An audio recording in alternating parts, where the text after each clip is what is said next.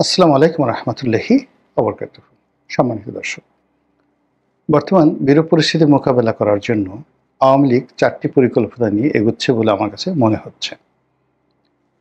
আওয়ামী লীগের শীর্ষ পর্যায়ে কারোর সঙ্গে আমার তেমন কোনো যোগাযোগ নেই, কিন্তু একজন রাজনৈতিক বিশ্লেষক হিসেবে, আবার একজন রাজনৈতিক কর্মী হিসেবে আমার যতটুকু অভিজ্ঞতা হয়েছে, সেই অভিজ্ঞতার আলোকে বাংলাদেশের প্রথম যে শ্রেণীর বা প্রথম সারির 4টি রাজনৈতিক দল, আওয়ামী লীগ, বিএনপি, জামাত, জাতীয় পার্টি, এই 4টি দলকে বহুদিন ধরে 1986 থেকে আজ অবধি ঘনিষ্ঠভাবে দেখার সুযোগ হয়েছে।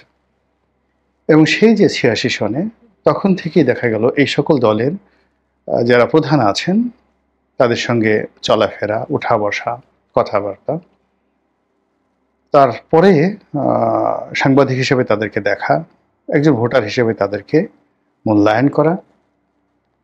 এবং যেহেতু দুটো দলে, আওয়ামী লীগ আমি এমপি ইলেকশন করেছি, বিএনপিতে এমপি ইলেকশন করেছি, দুটো দলের মনোনয়ন পেয়েছি, কাজেই এই দুটো দলের মধ্যে কি কি কৌশল থাকতে পারে এবং তারা কি কি করতে পারে আর কি কি পারে না, এই বিষয়গুলো নিয়ে আমার যে অভিজ্ঞতা রয়েছে, সেই অভিজ্ঞতার আলোকেই আমার কাছে মনে হচ্ছে যে আওয়ামী লীগ 4টি ডাইমেনশনে চতুর্ভুজ তৈরি করে তারা বর্তমান সমস্যা মোকাবেলা করতে চাচ্ছে।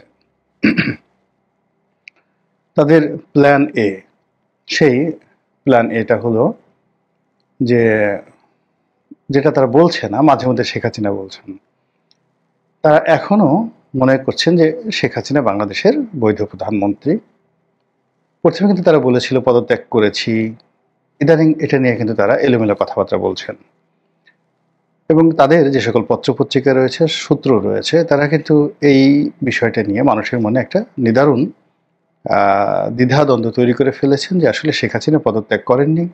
ইতিমধ্যে রাষ্ট্রপতি বলেছেন যে পদত্যাগের যে সকল কাগজপত্র থাকা দরকার সেটা তাদের কাছে নেই।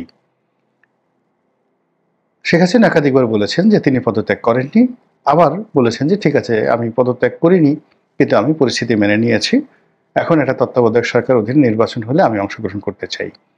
তো দুটো অপশনের দিকে তাকিয়ে যেটা সে চেষ্টা করছে যে ভারতের সহযোগিতায় যে কোনো মূল্যে আবার যদি প্রধানমন্ত্রীর রূপে আসা যায়, এটা হলো তাদের প্ল্যান এ। আর প্ল্যান এর 99% তারা কাজ করছে গোপনে, ভারতের সহযোগিতা নিয়ে এবং বিদেশি যে সকল এজেন্ট রয়েছে, বন্ধুবান্ধব রয়েছে, তাদের সাহায্য সহযোগিতা নিয়ে। এবং ইতিমধ্যে ধরেন আমেরিকাকে তারা বলতে গেলে নিউট্রালাইজ করে ফেলেছে। আপনারা জানেন যে সেখানে সাবেক পররাষ্ট্রমন্ত্রী ডক্টর আব্দুল মোমেন তিনি আছেন এবং তার সঙ্গে ওয়াইড রেঞ্জে আমেরিকার একটা সম্পর্ক আছে। এবং যে পর্যায়ে ডক্টর মোমেনের সম্পর্ক আমেরিকাতে আছে, জাতিসংঘ, তারপর পেন্টাগন, ওদের স্টেট ডিপার্টমেন্ট, সিভিল সোসাইটি, ওই পর্যায়ে আসলে বিএনপি বা জামাতের কারোর সম্পর্ক নেই। এরবারে সজীব ওয়াজেদ জয় সেখানে আছে, তাদের ফান্ড আছে, টাকা আছে, অসংখ্য আওয়ামী লীগের নেতাকর্মীরা আছে।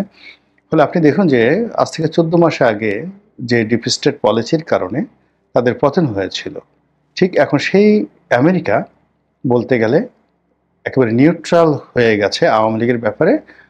আর বর্তমান সরকার যখন বাংলাদেশে যারা চালাচ্ছেন তাদের ব্যাপারে বলতে গেলে ধীরে ধীরে ধীরে ধীরে সরে গিয়ে একটার পর একটা বাধা তৈরি করে ফেলছে। তো এটাকে তারা গোপন রেখে প্ল্যান এ অনুযায়ী তারা আবার ফিরে আসতে চাচ্ছে, কিন্তু এটা তারা বলছে না।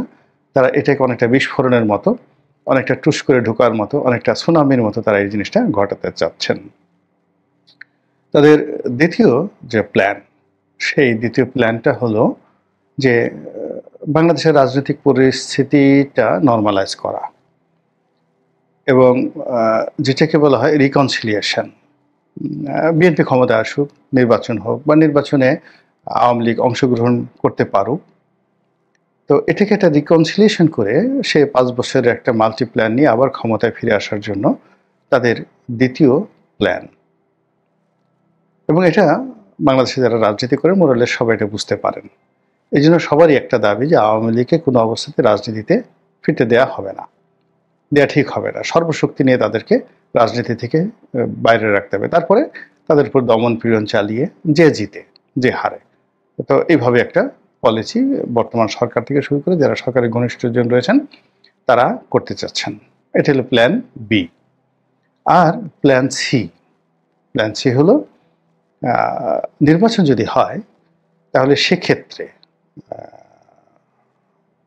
যাকে বলা হয় পাকিস্তানে যেভাবে ইমরান খান জেলখানাতে থেকে তিনি নির্বাচনে অংশগ্রহণ করে একটা বিস্ময়কর সফলতা লাভ করেছেন, ঠিক একই নিয়মে একই পদ্ধতিতে আওয়ামী লীগও চাচ্ছে যে তার দল কোনো রকম দলীয় ব্যানার ছাড়া স্বতন্ত্র প্রার্থী হিসাবে বিভিন্ন জায়গাতে যারা জনপ্রিয় প্রার্থী রয়েছেন তারা দাঁড়াবেন, এবং এর জন্য যত অর্থ খরচ করা লাগে, যা কিছু করা লাগে এটা আওয়ামী লীগ করবে, এবং সঙ্গে তো রয়ের সাপোর্ট থাকবে, আর রয়ের যে সকল এজেন্ট প্রশাসনে আছে তারাও সেই কাজ করবে। এবং ইতিমধ্যে আপনারা লক্ষ্য করেছেন যে নির্বাচনের কোনো নামগন্ধ নেই। বিএনপি সেখানে প্রার্থী ঘোষণা করেছে এবং তার সঙ্গে পাল্লা দিয়ে অনেক মানুষ তারা ওই যে কাজটি করছে, অনেকে বিএনপির মধ্যে ঢুকে গেছে। আওয়ামী লীগের অন্তত পক্ষে এই যে বিএনপির যে মনোনয়ন দেয়া হয়েছে এর মধ্যে একজনের মনোনয়ন জয় বাংলা বলার জন্য বাদ হয়ে গেছে, আর একজনের মনোনয়ন যায় ভাব, এরকম একটা অবস্থা। কিন্তু যেগুলো এখনো প্রকাশিত হয় নাই, অন্তত পক্ষে 15 থেকে 20 জন যারা আওয়ামী লীগের এজেন্ট, এই আওয়ামী লীগের এজেন্ট কিভাবে কোন অবস্থাতে ঢুকে পড়েছে আই ডোন্ট নো। তারা নিজেদের ভুল পাল্টে মূলত আওয়ামী লীগের জমানাতে তারা ব্যবসা করেছে, বাণিজ্য করেছে, কিন্তু রাজনৈতিক তারা ওইভাবে নিজেদেরকে যাকে বলা হয় আওয়ামী লীগের কর্মী হিসেবে তারা বা পদপদবীধারী হিসেবে তারা প্রতিষ্ঠিত করেনি, কিন্তু ব্যবসায়িকভাবে তারা আওয়ামী লীগের মানে এত ঘনিষ্ঠ যেটা আওয়ামী লীগের মধ্যে তারা ঢুকে গিয়েছিল, মানে আওয়ামী লীগের সকল সুযোগ সুবিধা নিয়েছে এবং এখন পর্যন্ত তারা জয় বাংলা লোক হিসেবে পরিচিত, কিন্তু তারা বিএনপির মধ্যে ঢুকে গেছে এবং মনোনয়ন বাগিয়ে নিয়েছে। এবং এটা এত সুন্দরভাবে হয়, জাস্ট একটা উদাহরণ দেই।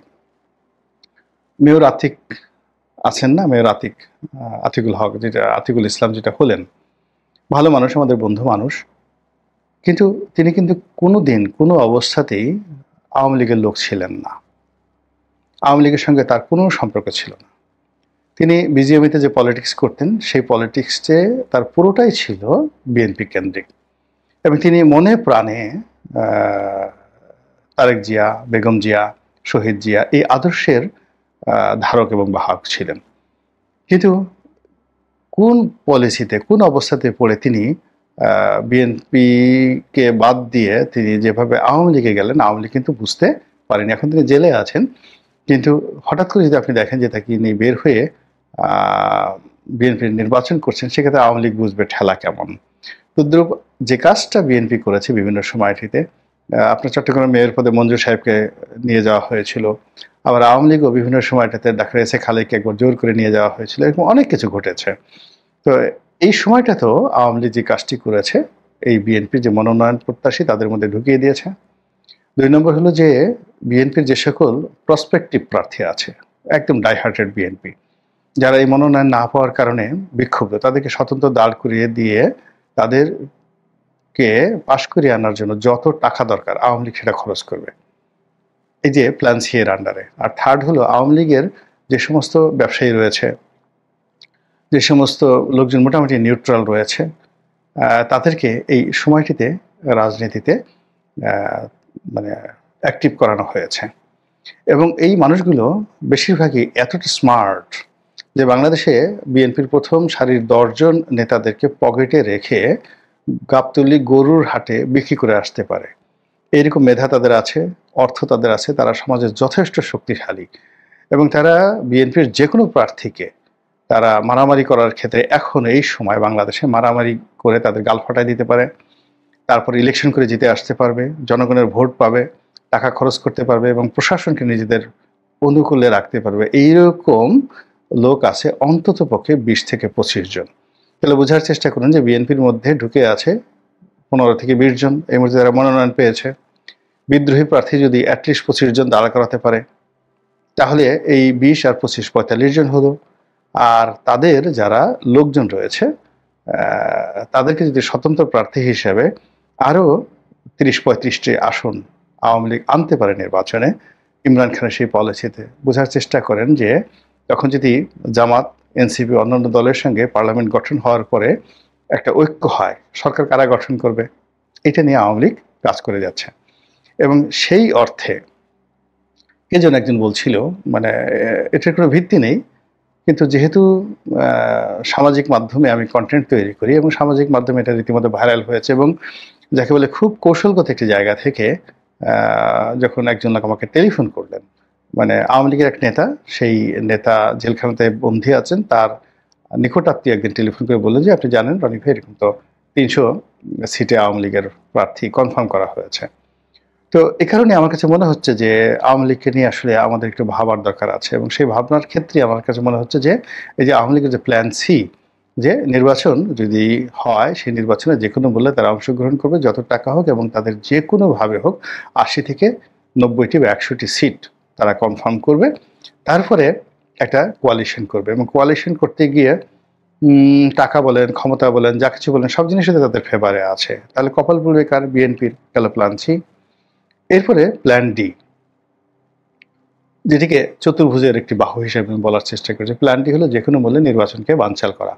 যেমন সামনে 13 তারিখে ঢাকা ব্লকেট তারা ঘোষণা করেছে, এটা একটা অ্যাসিড টেস্ট কেস, কিছুই হবে না, কিন্তু এটা দিয়ে জাস্ট কিছু করার চেষ্টা। এবং আওয়ামী লীগ সেটা ভারতের সাহায্য নিয়ে, সহযোগিতা নিয়ে, তাদের যারা লোকজন রয়েছে তাদেরকে দিয়ে পুরো নির্বাচন প্রক্রিয়াটাকে বানচাল করা, তারপরে অরাজকতা তৈরি করা, নির্বাচনে যারা প্রার্থী তাদের মধ্যে ভয় তৈরি করা, আতঙ্ক তৈরি করা, নির্বাচনের মাঠটিকে রীতিমতো ভয়াবহ করে তোলা, এবং প্রশাসনে তাদের যে সমস্ত লোকজন রয়েছে তাদের মধ্যে একটার পর একটা ঘাপলা তৈরি করা তাদের মাধ্যমে। এটা করে নির্বাচনটিকে যদি বানচাল করে দেয়া যায়, সেক্ষেত্রে ডক্টর মোহাম্মদ ইউনূসের যে এখনো যতটুকু তার ক্ষমতা রয়েছে, এটা বলতে গেলে শূন্যের কোঠায় নেমে আসবে যদি দেখা যায় যে তিনি নির্বাচন করতে পারছেন না। অর্থাৎ, এবং এই কাজগুলো এই নভেম্বর মাসের মধ্যে করা হবে বলে আমার কাছে মনে হচ্ছে আর কি। তো সেক্ষেত্রে এই যে 300 আসনে যে আওয়ামী লীগের প্রার্থী ঘোষণার কথা সামাজিক মাধ্যমে ঘুরে বেড়াচ্ছে, আর আমি যে 4টি অ্যাঙ্গেল থেকে আওয়ামী লীগের plan A, B, C, D বর্ণনা করলাম, এর সঙ্গে আপনি একমত হতেও পারেন, নাও হতে পারেন। যদি সরকারের কর্তা ব্যক্তিরা মনে করেন এর মধ্যে কোনো যুক্তি আছে, তারা যদি প্রস্তুতি নেন, প্রস্তুতি নিয়ে যদি একটা ভালো নির্বাচন করার জন্য চেষ্টা করতে পারেন, বিএনপির লোকজন যদি এই যে ঘটনাগুলো বললাম, এটা নাও হতে পারে, কিন্তু যদি হয় সেক্ষেত্রে তাদের যদি একটা প্রস্তুতি থাকে, আমি মনে করি বিএনপির জন্য খারাপ হবে না। মহান আল্লাহ আমাদের সবাইকে হেদায়েত দান করুন এবং হেফাজত করুন। আসসালামু আলাইকুম ওয়া রাহমাতুল্লাহি ওয়া বারাকাতুহু।